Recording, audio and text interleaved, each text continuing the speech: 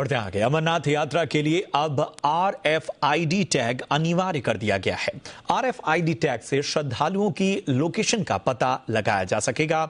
यात्रियों के साथ साथ स्थानीय दुकानदारों और नागरिकों को भी ID टैग लेना जरूरी है।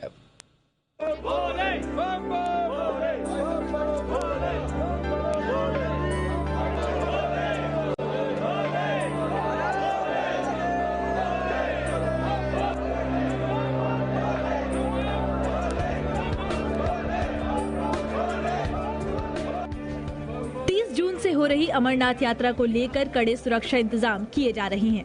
अमरनाथ साइन बोर्ड ने श्रद्धालुओं के लिए अब RFID टैग अनिवार्य कर दिया है, यानी बिना RFID टैग के श्रद्धालुओं को अमरनाथ यात्रा की इजाजत नहीं मिलेगी।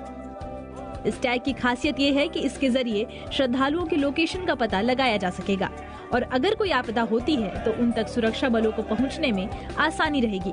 यात्रियों के साथ साथ स्थानीय दुकानदारों और नागरिकों को भी ID टैग लेना जरूरी है।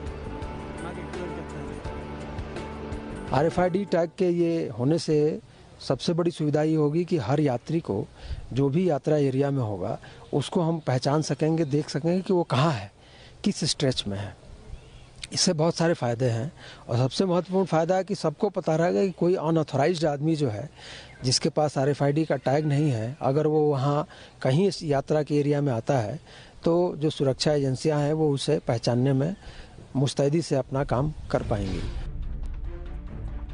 अमरनाथ यात्रा की सुरक्षा व्यवस्था को लेकर श्राइन बोर्ड ने एक और फैसला किया है। अब जो भी श्रद्धालु जिस जगह से यात्रा में शामिल होगा उसे वहीं पर RFID टैग दिया जाएगा। एयरपोर्ट के थ्रू आ रहे हैं तो हम एयरपोर्ट पे RFID की व्यवस्था रखेंगे। आप अगर रेल से आ रहे हैं रेलवे स्टेशन पे कटरा पे तो हम वहाँ भी RFID की व्यवस्था रखेंगे। आप जम्मू आ रहे हैं तो जम्मू पे भी हम व्यवस्था रखेंगे। अगर आप रोड से आ रहे हैं तो रोड में भी जहाँ पहली बार आप हमारे UT में एंटर करेंगे हम वहाँ RFID की व्यवस्था रखेंगे। अमरनाथ यात्रा के लिए रजिस्ट्रेशन की प्रक्रिया 11 अप्रैल से ही शुरू हो गई थी। पिछले 2 सालों से कोरोना महामारी के कारण इस यात्रा को रद्द किया गया था। इस बार यात्रा 30 जून से शुरू होकर 11 अगस्त तक चलेगी।